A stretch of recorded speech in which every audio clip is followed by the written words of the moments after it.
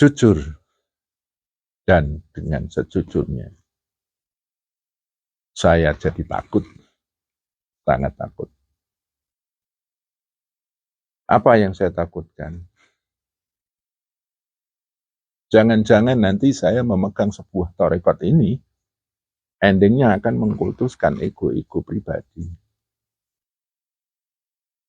Bukan, justru mengkultuskan Tuhan dan mensakralkan dalam hidup sebagai hamba Tuhan.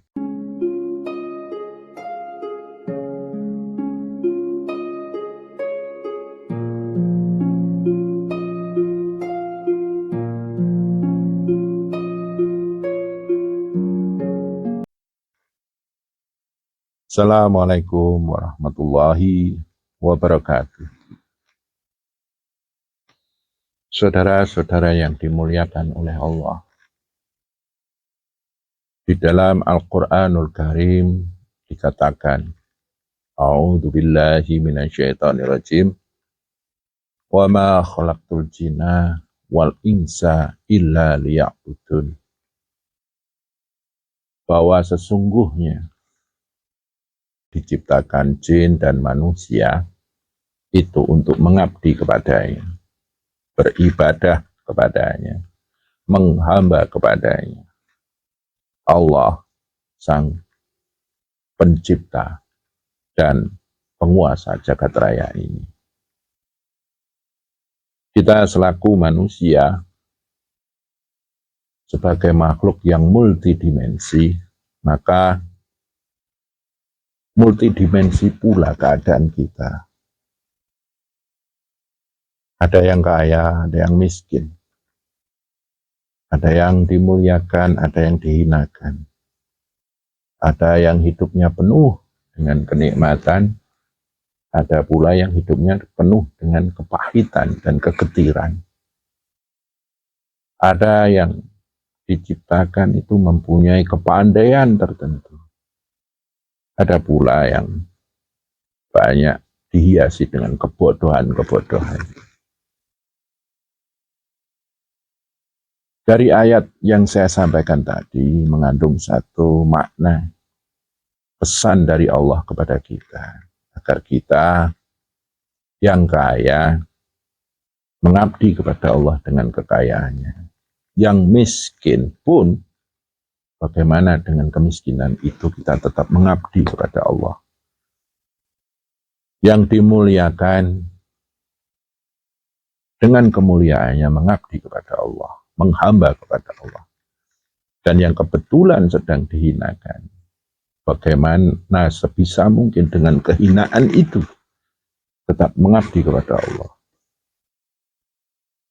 Yang hidupnya penuh dengan kenikmatan, mengabdikan kenikmatan hidupnya kepada Allah.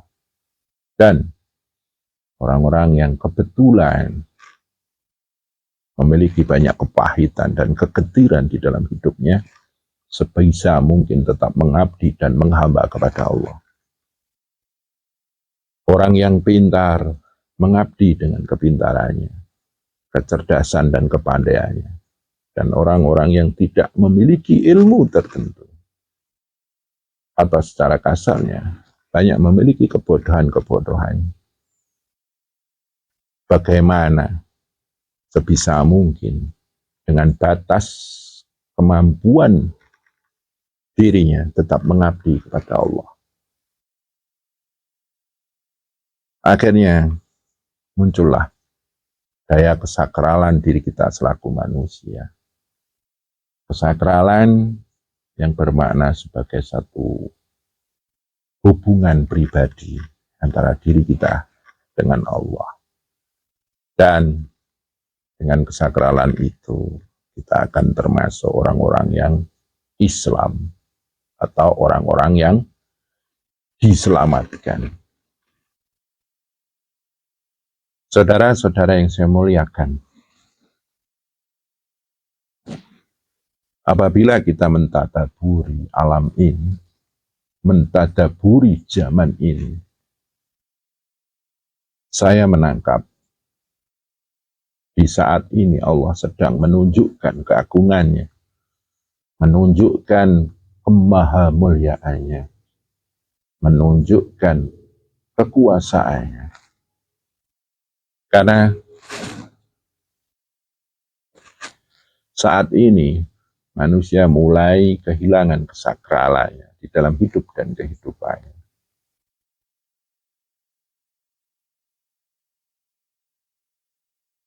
Manusia yang tidak lain dan tidak bukan diciptakan untuk menghamba kepada Allah, mengkultuskan Tuhannya, saat ini sudah mulai terpeleset kepada pengkultusan ego, yang kaya mengkultuskan egonya yang dalam keadaan berlimpah harta, yang mempunyai kekuasaan mengkultuskan egonya karena kekuatan dan kekuasaan, yang pandai sudah mulai mengkultuskan egonya karena kepandaian-kepandaiannya. Tidak luput di dalam dunia tarekat pun, dalam dunia tasawuf, sudah mulai banyak orang yang mengkultuskan egonya karena kemampuan dirinya dalam bertasawuf, pemahaman dirinya dalam hal ilmu tarekat. Dan pengkultusan tersebut tidak hanya berhenti dalam satu koridor egosentris, mengkultuskan ego saja. Ego pribadi maksud saya. Akan tetapi mengkultuskan lagi yang disebut dengan ego-ego golongan tertentu.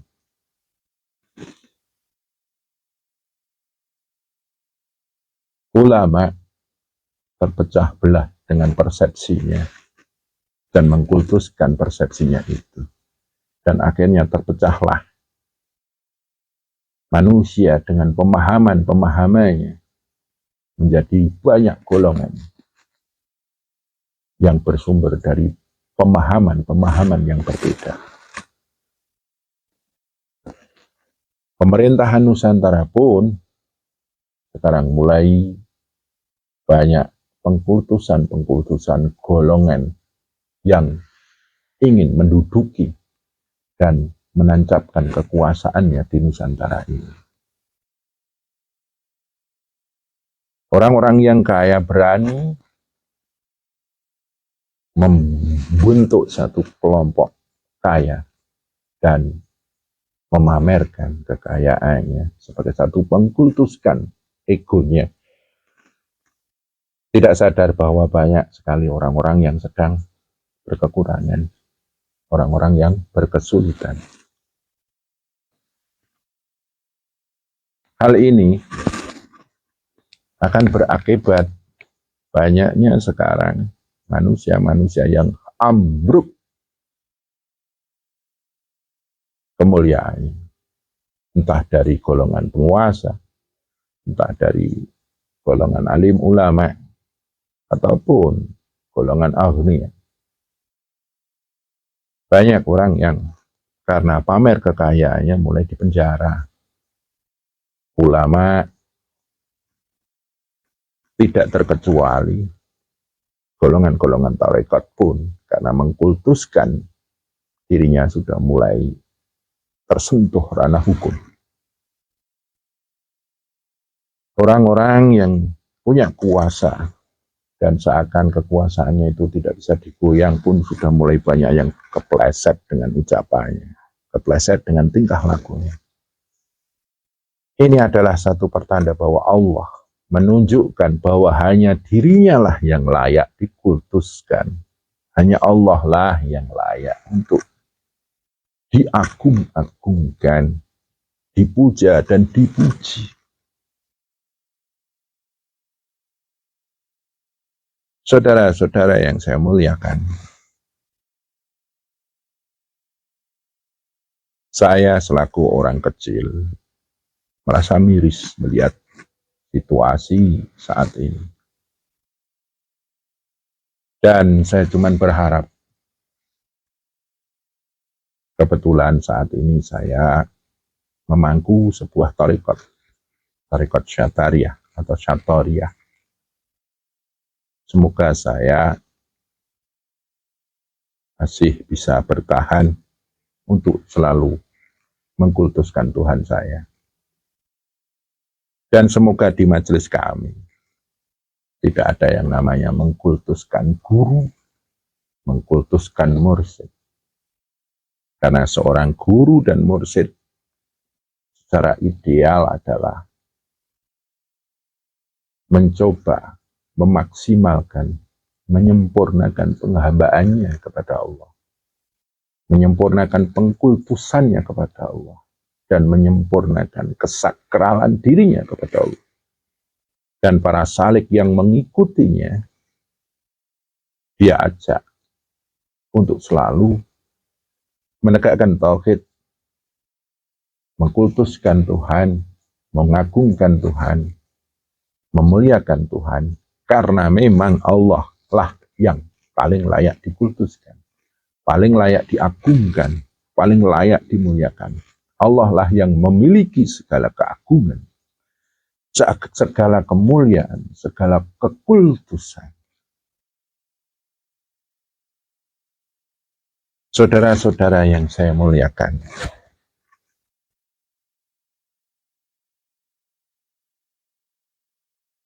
di zaman sekarang ini,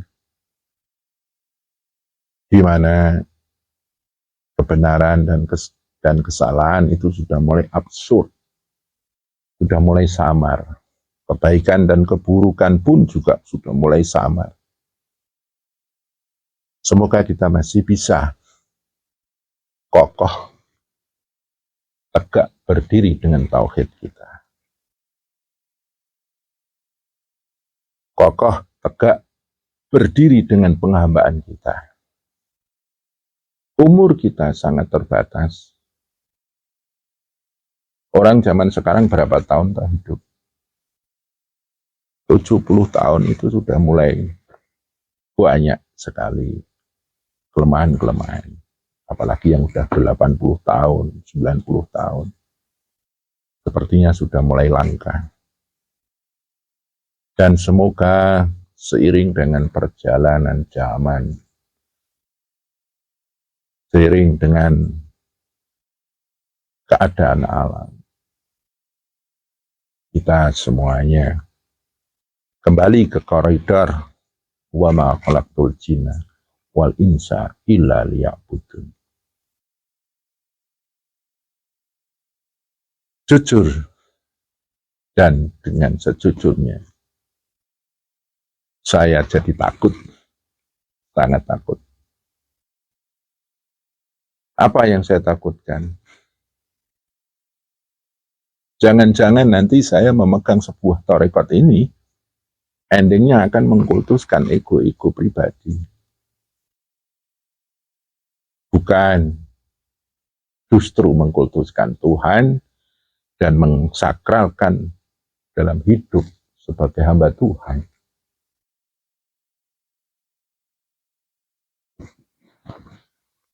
Dari ketakutan tersebut,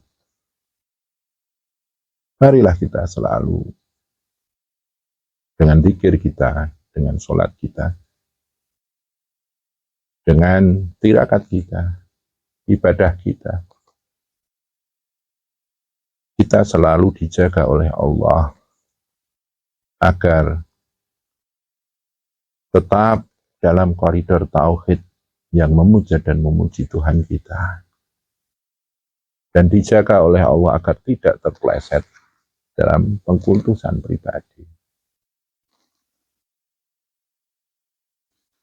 Saudara-saudara yang saya muliakan,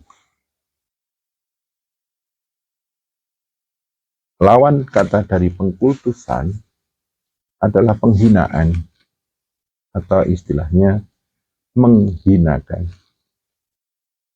Sekarang banyak sekali juga berkembang satu gaya, satu energi saling menghinakan, saling menyalahkan, saling menganggap sesat, saling menganggap yang lainnya itu mempunyai satu kelemahan yang perlu diunggah di dunia sosial atau di media sosial ini.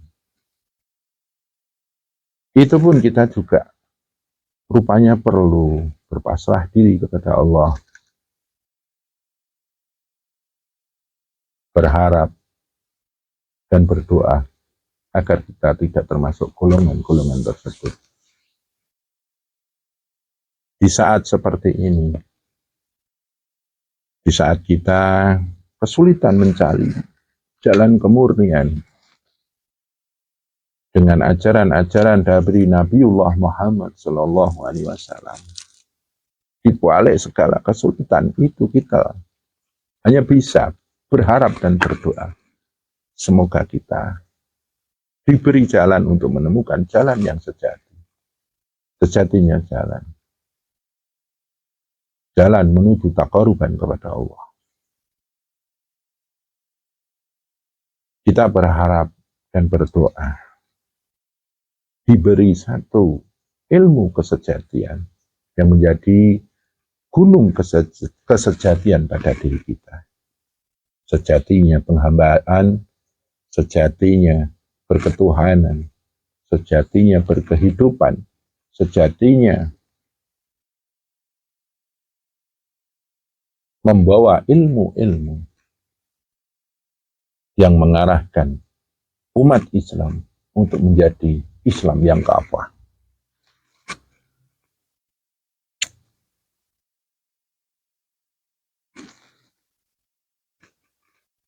Rasulullah Shallallahu Alaihi Wasallam pernah menjelaskan bahwa di akhir zaman nanti kita memegang agama itu seperti memegang bara. Kalau kita pegang panas, kalau kita lepaskan, kita tidak punya pegangan. Dari penjelasan Nabi Muhammad Shallallahu Alaihi Wasallam tersebut, mungkin bisa kita ambil satu makna hakiki bahwa kita memegang agama itu perlu hati-hati juga. Bahwa kesejatian agama adalah mengantarkan manusia untuk mengkultuskan Tuhannya, mengantarkan manusia untuk dekat dengan Tuhannya, berpasrah diri, menghambakan diri agar selalu dijaga oleh Yang Maha Menjaga, ditolong oleh Yang Maha Menolong, diberi jalan oleh Yang Maha Memberi jalan,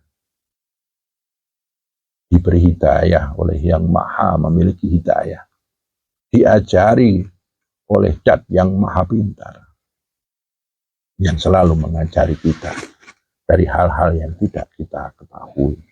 Alamal insana malam ya'lam.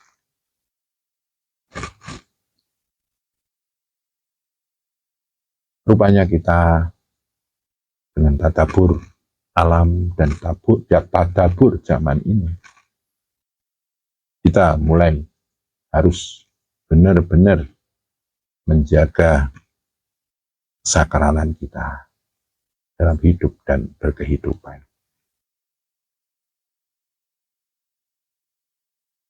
Lantas ketika ditanyakan, apa sih inti dari yang saya bicarakan saat ini? Intinya,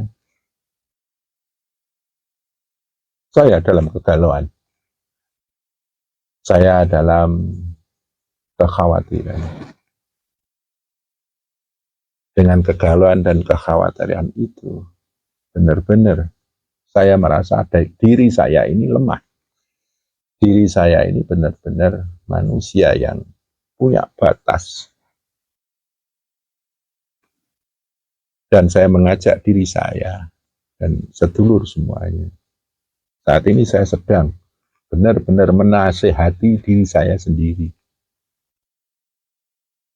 Jangan lepas dengan Tuhanmu, agar engkau tidak tergelincir oleh himpitan roda zaman. Jangan sampai kita tergilas oleh arus zaman sekarang ini. Dan kita berharap generasi yang akan datang akan menemukan satu titik kesejatian dalam hidup dan berkehidupan. Bil khusus dalam hidup dan kehidupan beragama. Perlu rasanya kita sekarang mengikatkan jiwa kita agar tidak pernah lepas dengan Allah Subhanahu wa Ta'ala.